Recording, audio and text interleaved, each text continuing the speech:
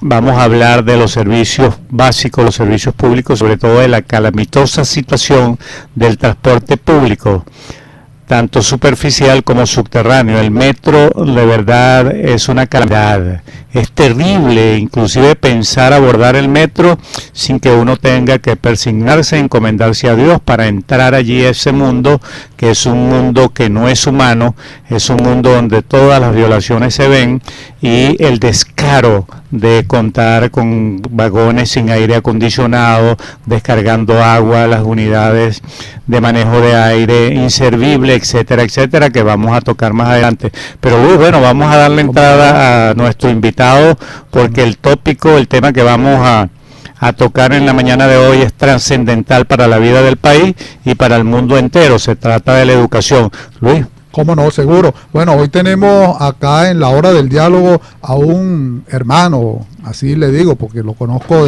nos conocemos hace muchos años, y un luchador incansable, y además un hombre combatido y combativo. Y como diría aquel pensamiento de Bertolt Brecht, aquellos que luchan un día son buenos, aquellos que luchan más de un año son mejores, pero aquellos que luchan toda la vida son imprescindibles.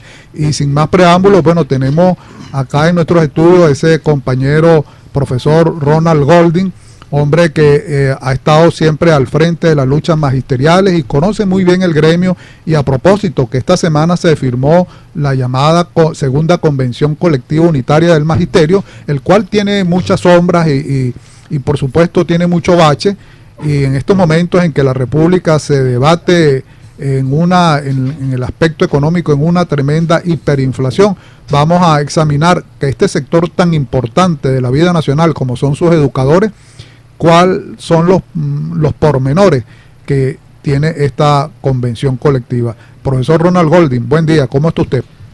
Buenos días, amigos y hermanos. Estamos a la orden para desarrollar el planteamiento en relación a esta llamada segunda convención colectiva de trabajo del sector educativo. Seguro. Bueno, profesor, aquí nos ha llegado y tenemos en nuestras notas diversos aspectos.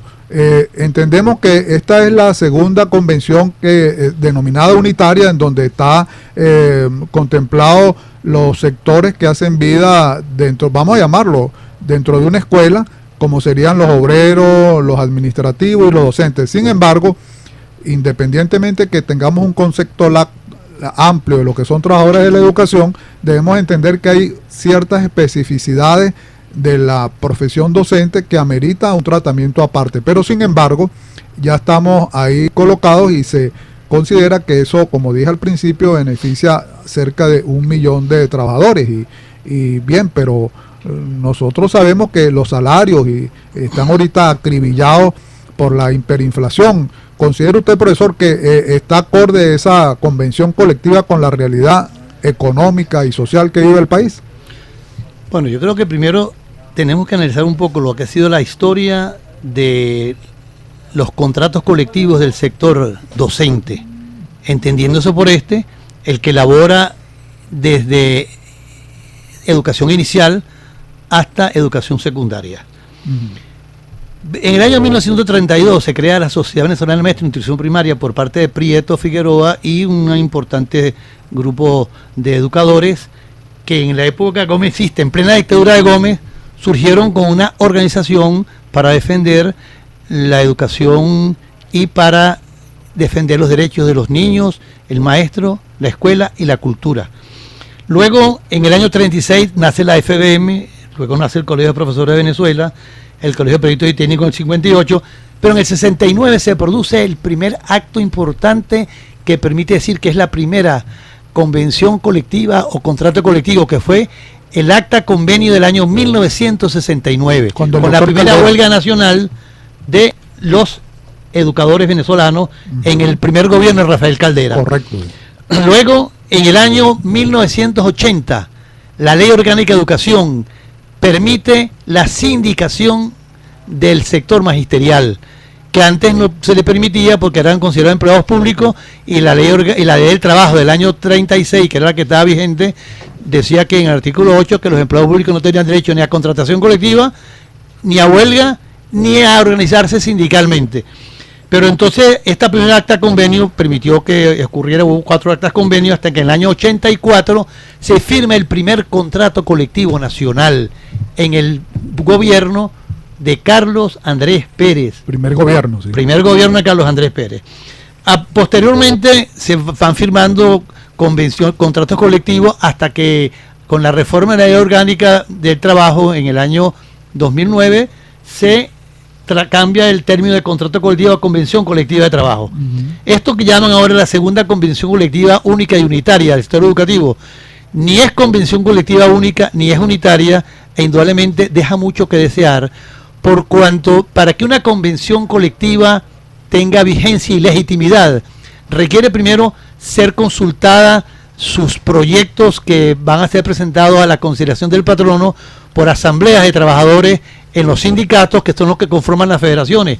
Eso no se hizo, y luego posteriormente se discute a escondidas de la gente, no se participa a los trabajadores lo que viene en la discusión, y luego se firma también en una condición realmente muy lamentable, pero el contenido de la misma no permite decir que hay beneficios para el sector del sector educativo, mucho menos para los docentes, sino que hay muchas cosas que se dejaron de tratar y de atender porque hubo una imposición patronal y gobiernera, y lamentablemente los directivos nacionales federativos permitieron que eso ocurriese porque no consultaron a sus sindicatos de base, y los sindicatos de base no pudieron consultar con los trabajadores de la educación. Si no hay presión social, un contrato colectivo no tiene ninguna significación, es lo que dice el gobierno, y para eso era preferible que los sacaran por decreto y corrieran con la responsabilidad de lo que ellos están haciendo, y no que enlodaran a las directivas federativas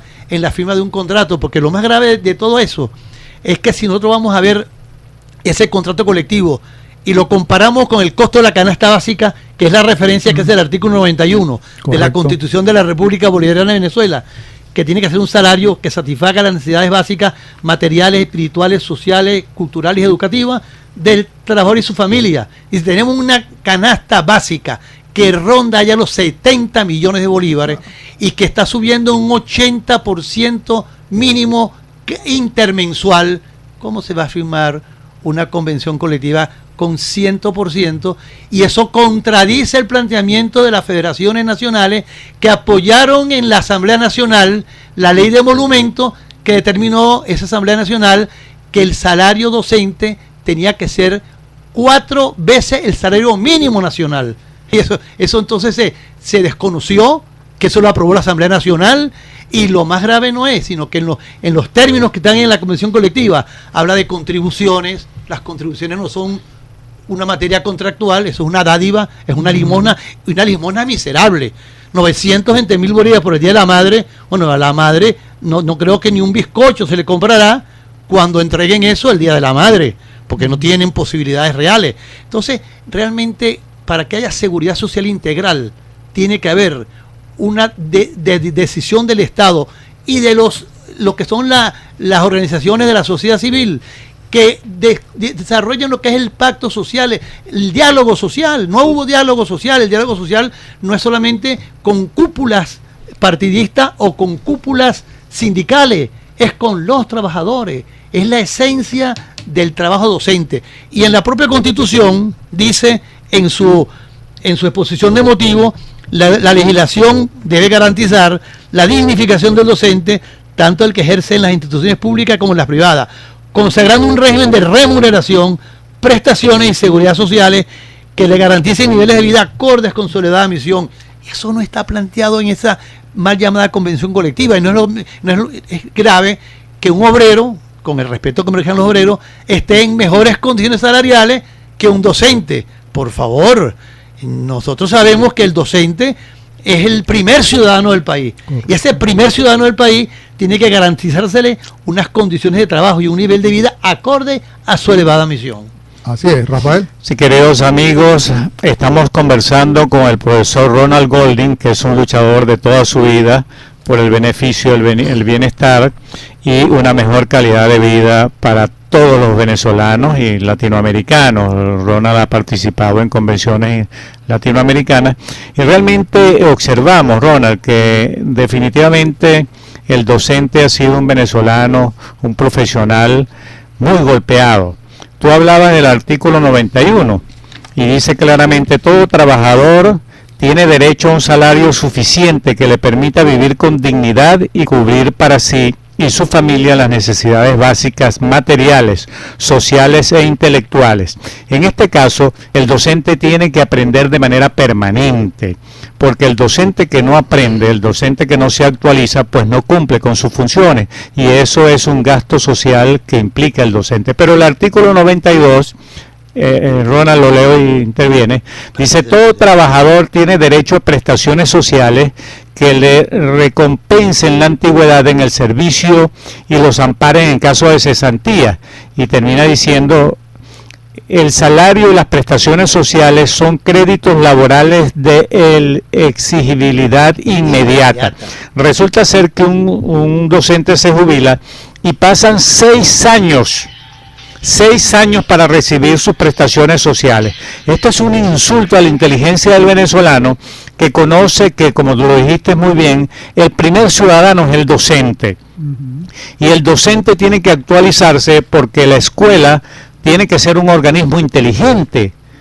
Y la inteligencia, el hecho de ser organismo inteligente implica que tiene que aprender de manera permanente. Y ese aprendizaje le lleva siempre a revitalizar sus procesos de enseñanza-aprendizaje. Y entonces eso es absolutamente, digamos, contradictorio con una decisión que afecte realmente la calidad de vida del docente, que implica la calidad de vida de la familia y que implica la calidad de vida de toda la comunidad educativa. Porque el trato que le da un docente, el tiempo que le dedica un docente a conversar con la comunidad, a conversar con el muchacho que tiene alguna indisciplina, a conversar con un muchacho que tiene algún retraso en su aprendizaje, eso también implica mucha requerimiento social, y eso tiene que ser contribuido por el gobierno. Pero quisiera decirte algo, Ronald. Hoy en día, con los adelantos tecnológicos y la comunicación internacional, que nos hace un mundo muy pequeño, ya no es suficiente enseñar algo a un niño. Es necesario formar su espíritu para la observación, para la reflexión, para la crítica en la investigación y para el amor a la verdad. Esto lo digo porque el docente no puede permanecer quieto. El docente tiene que aprender de manera permanente. ¿Y cómo aprende un docente para ser más eficiente en su enseñanza, en todos estos elementos que perturban, digamos, la formación del niño, cuando tiene que dedicarse a subsistir, cuando tiene que dedicarse a hacer trabajos particulares, cuando no se le reconoce el derecho constitucional que tú acabas de leer en el preámbulo de la Constitución? En la exposición de motivos. En la exposición de motivos. Entonces es lamentable esas decisiones que se toman. ¿Cómo pudiéramos hacer nosotros, Ronald, para colaborar y que se entienda, que la opinión pública se fortalezca en el sentido de conocer la realidad que vive el docente, para que no se sigan cometiendo esas injusticias que ya no es contra el docente, sino con toda la sociedad venezolana? Fíjate, primero tenemos que volver a la meritocracia. Eso es lo primero. Mientras el mayor número de docentes en el país no haya sido producto de concursos para ingresar por méritos, indudablemente que estamos actuando en contra de la Constitución. La Constitución, en el artículo 145, prohíbe la injerencia partidista para que las personas opten a cargo en la administración pública. Y resulta que cuando no hay concurso, es el interés político partidista, es la imposición de una ideología y de un pensamiento único lo que se desarrolla. Y entonces la parte de formación de valores y principios, que es lo que tú planteabas, no los hay, porque ¿cómo se puede formar en valores y principios quien no los tiene? Por eso es que la idoneidad docente que plantea la Constitución es fundamental. El problema no solamente es el conocimiento, porque el conocimiento se puede adquirir, pero la parte fundamental, que es la parte formativa del ciudadano, esa es la que se requiere en principio, para luego, porque sería talento y probidad. Pero entonces, cuando no hay ni talento y no hay probidad, lamentablemente lo que está ocurriendo en el país es que hay una orientación hacia un precipicio, porque la educación, que es la base fundamental del desarrollo de cualquier sociedad, está totalmente invadida por personas que no tienen ni la formación académica, ni la capacidad moral, ni la capacidad intelectual para desarrollar los procesos fundamentales de la formación del niño y del joven. Ahora fíjate, tú decías que el problema es latinoamericano. Bueno, si tú comparas, además de lo que estamos hablando, la parte de los salarios que tienen los docentes en países cuya economía debería ser, indudablemente, menor que la nuestra, si en cuanto a cantidad de miles de millones de dólares ingresan al erario público para poder desarrollar toda la vida de un país, nosotros tenemos un salario mínimo que no llega, aún con los aumentos, a $3 mensuales. ¿Y qué ocurre? Que tú tienes, por ejemplo, en Colombia, de $480 a $1.055 es el salario de un docente. Ese es el salario del docente. En el caso de Chile, entre $1.174 a $3.880. Bueno, y es una cantidad que tú la comparas con la miseria que recibe un docente activo. Pero lo más grave son los jubilados. A los jubilados lo han colocado como si fueran el basurero de la historia. El jubilado no tiene derecho a bono de alimentación. El jubilado no tiene derecho a que se le homologue su salario de acuerdo a lo que tiene una persona con su misma categoría y jerarquía que esté como activo. Hay una cantidad de beneficios que le corresponden al jubilado y pensionado que se les desconocen. Entonces, tenemos lamentablemente entonces un proletariado educativo, docente, totalmente aniquilado. No hay posibilidades realmente de desarrollo de un país mientras la educación esté desatendida. Y si vamos a ver también lo que significaría la seguridad social integral, ¿qué es el IPASME? El IPASME no resiste el más mínimo. Mira, una auditoría del IPASME es tan grave como una auditoría de PDVSA. Allí se verían todas las cantidades de irregularidades y de vicios y de utilización de los recursos para actividades que no son propias del IPAS como institución, porque tiene un estatuto orgánico que es del año 49, modificado en el 59, donde hay un consejo directivo que no funciona, porque tanto la Federación de Maestros como el Colegio de Profesores no les permiten estar en el consejo directivo y tampoco los empleados administrativos, y se maneja como si fuera una oficina del gobierno nacional. Entonces, son todas las cosas que conllevan a que nosotros llamemos la atención a todas las federaciones de trabajadores de la educación de Venezuela, incluyendo a FETRA Magisterio, que fue la única que no firmó esta convención colectiva, para que abramos un compás y un diálogo interno nosotros mismos, que revisemos el porqué, la falta de unidad, pero la unidad, una unidad consecuente, no una unidad con el patrono o con el sindicato patronal, porque si tú tienes un sindicato patronal, que es el que determina con el gobierno la orientación de una mal llamada convención colectiva única y unitaria con 17 organizaciones, de las cuales algunas existen, otras no existen, unas son instrumentos del gobierno en su mayoría. Entonces, ¿cuál es la defensa que tenemos los trabajadores de la educación? Pregúntenle a los sindicatos regionales en el interior, en todas partes, en Sucre, en Barinas, en Lara, en Portuguesa, en Del Tamacuro, en cualquier parte, a los sindicatos realmente de trabajadores, no las oficinas del gobierno que las imponen en el movimiento sindical educativo.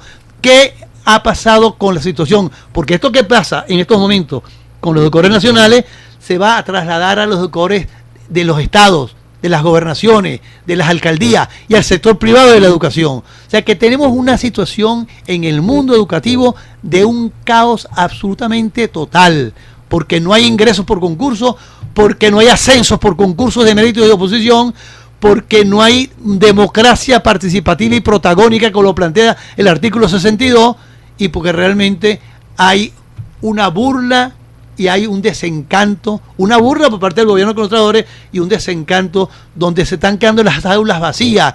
los educadores se están yendo por las trochas, por las carreteras fuera de Venezuela. Los niños no van a las escuelas porque tampoco tienen la atención necesaria, porque el programa de alimentación escolar no funciona, porque no hay asistencia médica, psicológica, odontológica para los niños y mucho menos para los profesores y alumnos. Hay ya zonas en el país donde están llamando a trabajar 3 días a la semana porque no tienen cómo pagar ni siquiera el transporte colectivo, porque no hay los recursos y tampoco hay el efectivo. O sea que es una situación tan difícil en el país que obliga a que haya una revisión, una rectificación y una reconciliación en el mundo educativo para que todos en conjunto le demos la mano a la Asamblea Nacional y hagamos valer la ley de monumentos del magisterio venezolano que determina que el salario del docente mínimo es 4 veces el salario mínimo. De ahí partimos. Partimos también en el reglamento del ejercicio de la profesión docente para que todo sea por vía de concurso, de mérito y los ascensos de mérito y oposición. Y para que los diseños curriculares sean discutidos en las escuelas de educación. Y eso de que digan que un maestro puede trabajar en 3 cursos, en 3 ambientes distintos y tener 3 salarios. Bueno, para que un maestro tenga 3 salarios, tendría que trabajar 24 horas. Y en el año 1886, en Chicago, se lanzó la línea de acción de todo el movimiento de trabajadores: 8 horas de trabajo, 8 horas de recreación y 8 horas de descanso. ¿Qué quieren? Que nosotros, además de que trabajamos y corregimos pruebas y preparamos clases y nos preparamos nosotros académicamente, hacemos posgrado, que a la vez también tengamos que trabajar de taxistas de la noche o de seguridad y que tengamos 4 o 5 trabajos. Es imposible, porque lo que estamos es matando a la familia educadora, estamos matando al trabajador de la educación, estamos liquidando su condición de ser el primer ciudadano. Así es. Bueno, luego de escuchar al profesor Ronald, cuando en una parte de tu exposición hablabas del talento sin probidad, ya Bolívar lo dijo en una oportunidad: el talento sin probidad es un azote.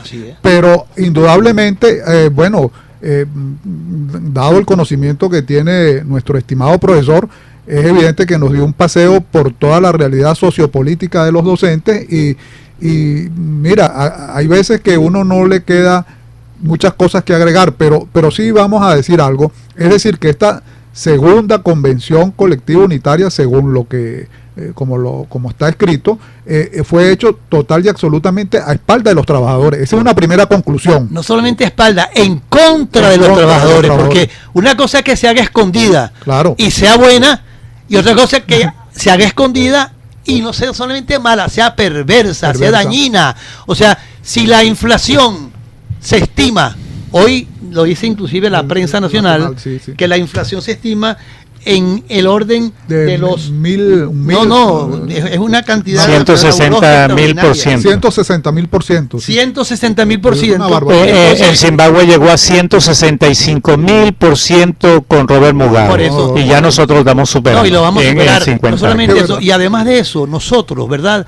Tenemos un problema que la inflación está subiendo aproximadamente entre un 80 y un 90% intermensual. Así pero es. como es un interés compuesto, para sacarle no es un interés simple, claro, por eso es que son miles y miles de porcentaje de inflación. Claro. Cuando eso ocurre, si tú dices aumentamos el 100% del salario, estás aumentando el salario y en 2 meses, sin ver lo acumulativo que tienes del pasado, él te está en 2 meses casi duplicando lo que aumentaste. Y cuando tú dices que en diciembre vas a aumentar el 40%, ya la inflación llegó al 600.000%. O sea, que lo que hay es un holocausto hacia el trabajador de la educación y hacia el docente fundamentalmente, que lo pone, bueno, en un capitis diminuti y que tendrá que salir, en vez de hacer marchas en protesta, serán marchas hacia otros países para que se nos reconozcan los méritos y las condiciones y poder nosotros transmitir nuestros conocimientos, transmitir la parte formativa de los valores y principios en Colombia, en Ecuador, en Brasil, en Chile, en Curazao, en Aruba, en Bonaire, en cualquier país del mundo donde se nos necesite, porque lamentablemente en nuestro país lo que nos tienen es una persecución inclemente para destruir nuestra condición de vida. Claro, bueno, Rafael. Y no solamente los maestros a nivel de básica, es a todo nivel educativo, Ronald, porque la universidad, tú pasas por cualquier universidad y lamentablemente el dolor que siente el alma del ser humano, sobre todo aquellos que hemos pasado por una universidad como la Universidad Central de Venezuela, y uno se enardece de allí, ¿vale? No, y perdón, un toque. Lo último que dijo el presidente o el inquilino de Miraflores fue aumento del 50% para el profesor universitario. Esa es la bofetada más grande y la vergüenza del siglo. Cuando uno habla con algún joven universitario o con cualquier representante, él estima que esta situación ha sido planificada, pero absolutamente planificada como una estrategia para sumergir en un proceso involutivo a todas las instancias para poderlas controlar. Es lamentable esto. Porque digo es lamentable porque la sociedad venezolana debe organizarse. Recuerdo hace algunos años el difunto presidente Chávez trató de controlar todas las escuelas y de imponer un pensum de estudio y una manera de formar a los jóvenes solamente para inducirlo hacia un proceso ideológico que ha sido absolutamente fracasado. Y los padres, ya lo vas a explicar un momentico, Ronald, para que nuestros oyentes tengan mejor precisión sobre esto. Y los padres reaccionaron, pero reaccionamos como un solo hombre y como una sola mujer. Y recuerdo el eslogan, con mis hijos no te metas. Ahora yo quisiera llamar a la sociedad venezolana y aquellos que nos están oyendo nos sirvan de multiplicadores para que se abra un debate público permanente sobre esto y a ampliar un poco más ese eslogan que tuvo un éxito rotundo y que el difunto no pudo imponer su condición de ese diseño curricular y agregarle a ese eslogan no solamente con mis hijos no te metas, sino con mis hijos y con mi maestro no te metas, para entonces derrotar esta pretensión de el subdesarrollo que se pretende con todos nuestros educadores, Ronald. Para eso se requiere indudablemente que la dirección de los trabajadores de la educación a nivel de los sindicatos, de asociaciones de jubilados, de asociaciones de profesores universitarios, de tanto del sector universitario, de las universidades, como de los institutos y colegios universitarios, todos los sectores se reúnan y asuman conjuntamente una misma posición. Aquí tenemos cerca el 1 de mayo.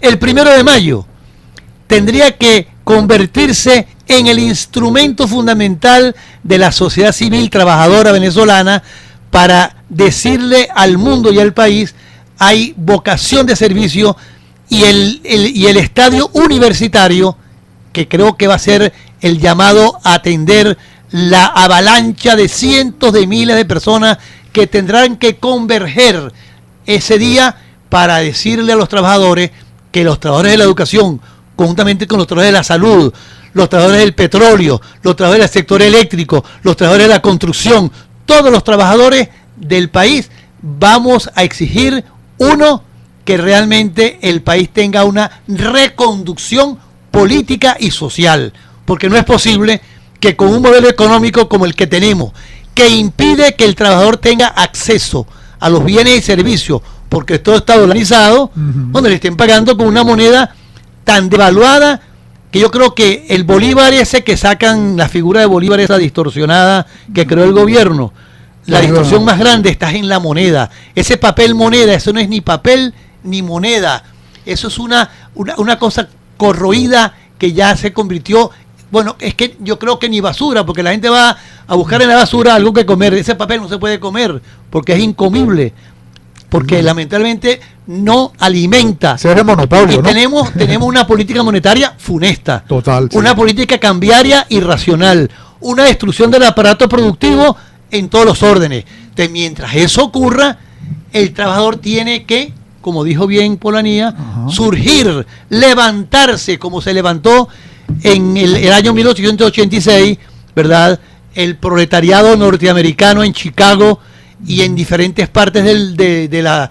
Por cierto, que uno de los grandes, dirigentes sindicales era un venezolano allá en esa actividad. Después hablaremos de eso. Correcto. Pero indudablemente nosotros tenemos una vocación de servicio muy importante. Nosotros tenemos en el año 36 que se hizo una huelga nacional del petróleo, cuando había pocos meses que había caído la dictadura de Gómez, porque se había muerto, murió en el 35. Nosotros no queremos que Maduro se muera. Nosotros queremos que Maduro entregue. Bueno, no quieres tú, pero muchos creo que sí, porque... No queremos que se muera porque es un respeto a la situación. Claro, pero... Lo que queremos es que entregue, porque realmente no ha habido respuesta efectiva. Los trabajadores de la educación no ven en Maduro un hombre sensato, un hombre orientador, un hombre que llama a la paz, a la concordia y al amor. Ve un hombre que lo que llama es a la división, al antagonismo, y el educador tiene que decirle a los jóvenes, a los niños, a los padres representantes, que nosotros estamos abogando es por el amor y la paz. Por eso es que se plantea muy bien en el himno nacional, ¿verdad? Que gritemos con brío, muera la opresión, compatriotas fieles, la fuerza de la unión. Esa fuerza de la unión tiene que ser para el 1 de mayo. Que todos los trabajadores de la educación, desde el preescolar, los jubilados, ustedes que son jubilados, tú universitario, tú el sector de las escuelas municipales de allá de Sucre, y cuando tú eras miembro de la directiva de un sindicato llamado Sintrap, y los que estamos en las diferentes federaciones, y los que estamos en los que egresados de la UPEL, de la UCB, todos juntos tenemos que clamarle al cielo y decirle a todos los embajadores en Venezuela que los trabajadores el 1 de mayo vamos a dar una voz de alerta al mundo, porque si los trabajadores no nos ponemos en la dirección correcta a orientar lo que tiene que ser el futuro del país, este país no tiene futuro, y el futuro del país indudablemente está en su educación. Pero mientras estén firmando a espaldas de los trabajadores, y yo le pido a los compañeros que no defiendan lo indefendible. Nosotros los estamos atacando a ellos. Quien impuso eso fue el gobierno. Nosotros no queremos hacer de los que firmaron el contrato ninguna, persecución, ninguna descalificación. Lo que queremos es que haya una rectificación, que eso que se planteó, y lo vuelvo a repetir por tercera vez, la ley de monumentos de la Asamblea Nacional para el personal docente, yo que se ponga en vigencia. Es una cosa pequeña, pero son 4 salarios mínimos que tendría el trabajador de la educación, el docente, y cada vez que aumente el salario mínimo tendríamos 4 veces lo que aumentaran. Eso no es la solución. La solución hay 2: o dolarizamos la economía o solamente dolarizamos los salarios. Pero si no hay posibilidad de dolarizar la economía y los salarios, tenemos que buscar un mecanismo para que haya un pacto social de todos los sectores, para que un nuevo gobierno, no sabemos cuándo será el nuevo gobierno, pero un nuevo gobierno, si este gobierno no rectifica su modelo económico, presente un modelo económico que permita vivir en paz, en libertad y en concordia, y que tengamos canal humanitario, que tengamos canal humanitario no solamente para la comida, y no solamente para las medicinas, sino también para los repuestos, para los insumos, para las semillas, para la cantidad de cosas que se requieren en el país, que el país tenga la posibilidad de recuperar su aparato productivo. Y eso tiene que ser desarrollado por el motor de la sociedad, que son los trabajadores. Fedecámara tiene su rol, los trabajadores tenemos nuestro rol, y los de la educación tenemos el rol fundamental en el sector de trabajadores de darle la orientación de vida para que las cosas cambien. Y no solamente, ¿cuándo cambian las cosas? Cuando cambian los hombres. Seguro. Bueno, no, está bien clara toda la exposición del profesor Ronald, y creo que ese es el compromiso. Es más, ese es es algo impostergable, pero lo que podríamos sacar en conclusión, estimado profesor, son varias cosas de toda su exposición. La primera es que esta segunda convención llamada unitaria de docentes, obreros y administrativos no es que estuvo a espalda, como usted bien dice, sino en contra de los trabajadores.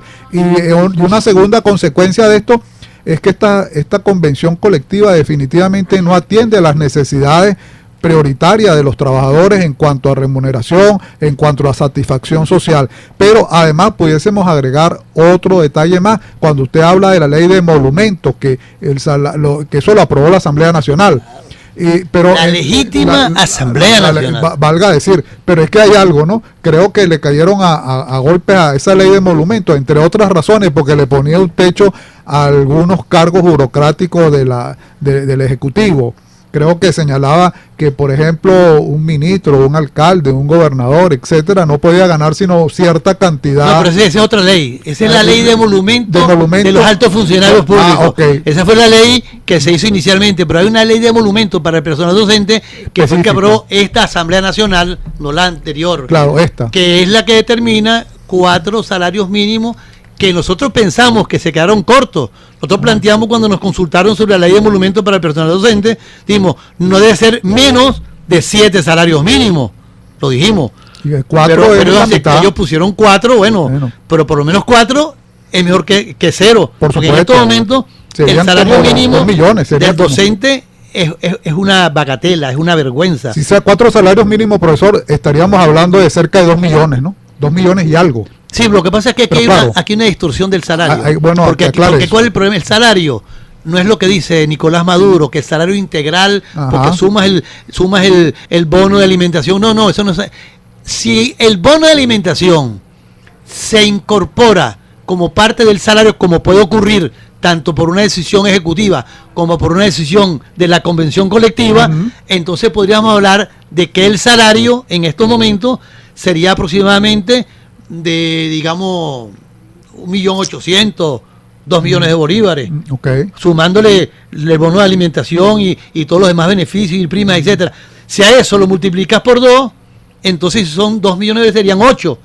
Pero claro, está muy rezagado en relación con lo que es el costo de la canasta básica, que está llegando a 70 millones de bolívares y que para el mes de mayo, a finales de mayo, puede llegar a más de 100 millones de bolívares. Eso es demasiado. No, y es imposible. Y entonces, ¿qué haríamos nosotros? Sí. Bueno, comeríamos, yo acabo de comprar 2 kilos de yuca y la yuca la están vendiendo a 1.500 bolívares y compras un kilo de cambura a 70.000 bolívares. Y ahora, como le van a quitar los 3 ceros, los primeros 3 ceros se los quitaron en el 2008. Allí mataron a Bolívar y lo convirtieron en el Bolívar débil, lo llamaron fuerte. Ahora dicen que lo quieren llamar soberano, quitándole 3 ceros más. No, tú no puedes quitarle ni ponerle a una moneda. Tú lo que tienes que darle a la moneda el valor de cambio o de intercambio, y para eso tienes que liberar el cambio. Seguro. Porque es una política cambiaria totalmente manipulada para unos que consiguen los dólares preferenciales y que los cambian y que los venden. Ahora dicen que agarraron a un tipo allá, dijo el fiscal de la Asamblea Constituyente, que no es ni fiscal porque la Asamblea Constituyente es ilegítima. Ese fiscal acaba de decir que agarraron a una persona con una página. Perdón, si los cientos de miles de millones de dólares que se evaporaron durante los años, desde el año 2000, del 1999 hasta esta parte, si se repatriaran todo lo que se han llevado el Ramírez, el Tuerto Andrade y toda Diego Salazar, etcétera, y todos los que comparten o compartieron con ellos ese festín, si se repatriaran, aquí no tendríamos que gastar los 50.000 millones de dólares de pedirlo prestado para recuperar el aparato productivo. Aquí podríamos tener suficiente, no solamente para recuperar la economía, sino recuperar todo el país y volver a transitar en 4, 5, 6 años por un sendero por el cual está transitando Perú, por el cual transita Ecuador, por donde transita Chile, donde están transitando los países democráticos, que pueden tener un gobierno socialista, que pueden tener un gobierno liberal, que pueden tener un gobierno conservador, pero todos se respetan mutuamente, hay pluralidad, no hay persecución, no hay presos políticos, no hay perseguidos, no hay Estado de Derecho, no hay un Tribunal Supremo de Justicia dirigido por una persona sin las credenciales ni académicas, ni morales, ni intelectuales para presidirlo. Bueno, y todas esas cosas se pasarían en nuestro país siempre y cuando nosotros logremos la unidad de acción y de criterio. Luchemos juntos sin descalificarnos. Aquí caben todos, aquí caben inclusive los compañeros que en tiempo pasado, algunos de nosotros, que coincidimos, que pensamos que iba a haber un cambio en el país, Eso lo planteó Rafael Polonariz y lo planteé yo también. No lo planteaste tú, pero respetamos la divergencia. Y luego, cuando tomamos la decisión de cambiar el rumbo, porque cuando uno se equivoca, tiene que cambiar de rumbo, eso es lo inteligente. Estamos en estos momentos unidos. Y llamemos a la unidad, llamemos a la concordia, llamemos a la rectificación de posiciones, llamemos al amigo Falcón a que rectifique, que entienda que en esas condiciones como está planteado las elecciones, eso es una burla, es una mascarada, es una farsa, y para una farsa nadie se puede prestar. Todos juntos somos una fuerza inexpugnable. Divididos y atomizados, somos una brizna de paja en el viento. Como la obra de Rómulo Gallego. La acertada opinión del profesor Ronald Golding, luchador permanente social sobre las reivindicaciones del ministerio, del magisterio. Ronald, un oyente, Luis Maluenga, nos envía una información respecto al pronunciamiento tuyo sobre la devaluación de la moneda. Me voy a permitir leerlo rápido, es largo, pero voy a leer solo un espacio nada más. El valor adquisitivo de la moneda es el mejor indicador de la salud económica de un país. Nuestro Bolívar no solo perdió su valor adquisitivo, sino toda su presencia y valor internacional, debido a las pésimas políticas económicas y a la producción desmedida e irresponsable de dinero inorgánico. Pensamos que se hace por motivos protervos para inducir el proceso inflacionario con un gasto público insano, maligno, descontrolado y populista. Nuestro Bolívar, que llegó a ser una de las monedas más fuertes y seguras del mundo, se encuentra hoy en una terrible condición como una moneda terriblemente devaluada, no solo que no tiene valor alguno, sino que dada la terrible desconfianza que genera en el mundo, ya no es aceptada y es rechazada. Es inservible para hacer transacciones comerciales y de intercambios. Para corregir esta terrible tendencia devaluacionista, de caos y de desbloqueo económico, pobreza extrema, tendremos que realizar grandes y profundos cambios en la política económica y en el gobierno que le sustenta, etcétera, etcétera. Bueno, esto nos llama a unificar criterios para poder rescatar el valor adquisitivo de la moneda y reivindicar el derecho de una mejor calidad de vida para todos los ciudadanos. ¿Cambio del modelo económico? Cambio del modelo económico, es definitivamente, y por supuesto el gobierno que lo sustenta, porque este gobierno no lo va a hacer, porque parece que es una estrategia para mantenerse en el poder. Y respecto a lo que decías de la conducta del presidente de la República, el señor Nicolás Maduro. Bueno, se ha dicho que Nicolás Maduro no tiene autonomía de criterio. La autonomía de criterio, como sabemos, es un separador entre la opinión de un profesional y de un oficio, de alguien que tenga solamente un oficio. La opinión del profesional se basa en criterios estudiados y en elementos pertenecientes a la profesión. O sea que es bien concebido. En la época de Descartes, que dijo, pienso, luego existo. Cogito ergo sum. El compañero, como no piensa, luego su existencia es precaria. Bueno, esto nos permite hacer un llamado a todos nuestros oyentes, a toda la sociedad venezolana, para recuperar la independencia, la democracia, la libertad y evitar que se siga pisoteando los derechos políticos, los derechos humanos de todos los venezolanos. Y estoy perfectamente de acuerdo contigo, Ronald. Yo creo que el primero tiene que ser, el 1 de mayo tiene que ser un llamado a una congregación multitudinaria que realmente exprese este sentir que acongoja a todo el pueblo venezolano y que desde allí se inicie un proceso de cambio radical y profundo en la conducción del gobierno en Venezuela. Claro, y por eso que nosotros decimos que vamos a concentrarnos porque en la concentración está la fuerza. ¿Por qué no llamamos y no debemos llamar a una marcha? Porque las marchas son azotadas, son invadidas, son penetradas, son reprimidas, son asaltadas. Nosotros, con la fuerza de la unión en un espacio tan importante como el de la UCB, que es la universidad nuestra, la universidad de las azules boinas, la universidad que abrió las compuertas en el año 28 Cuando, fíjense, el año 28 ocurrió algo muy importante con los universitarios.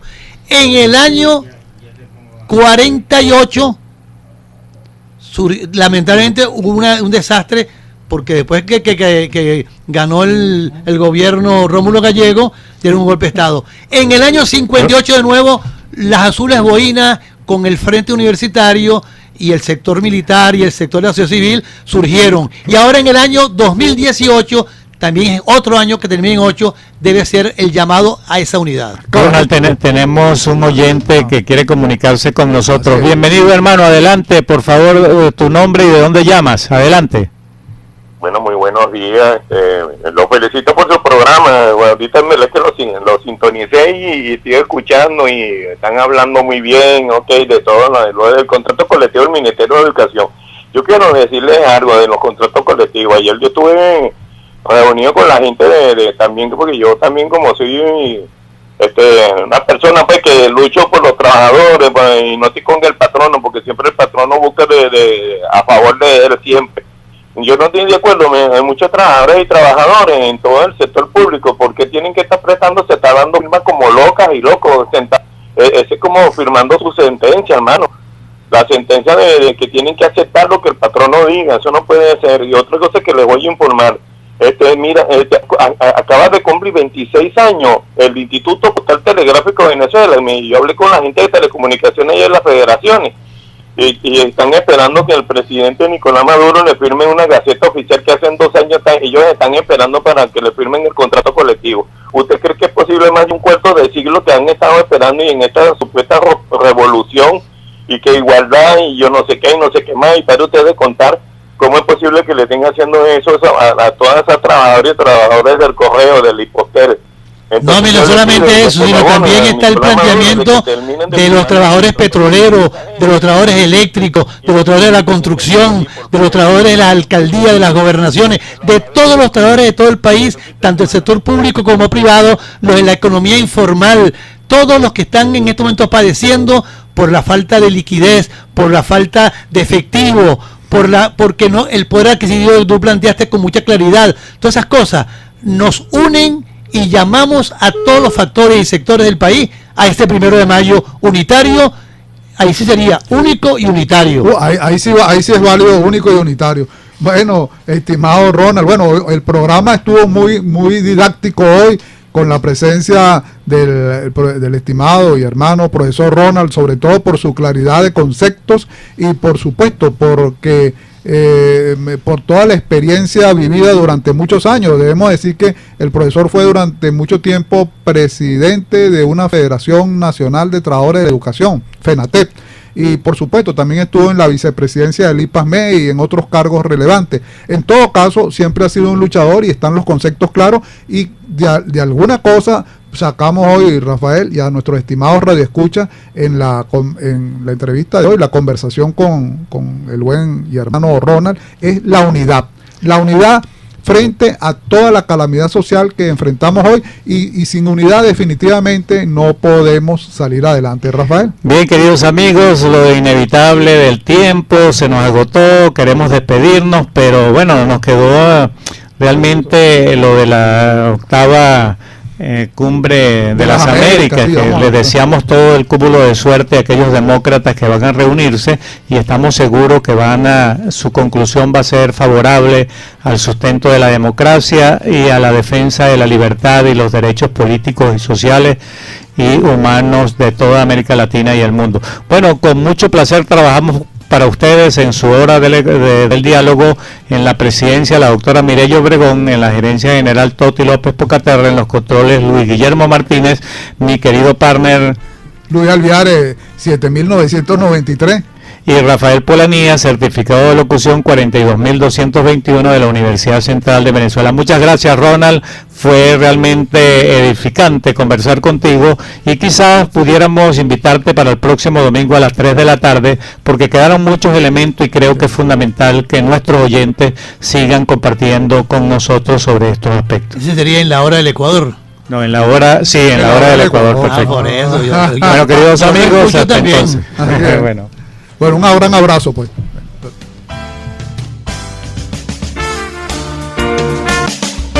Sintonía 1420 AM presentó La Hora del Diálogo con Luis Alviares y Rafael Polanía.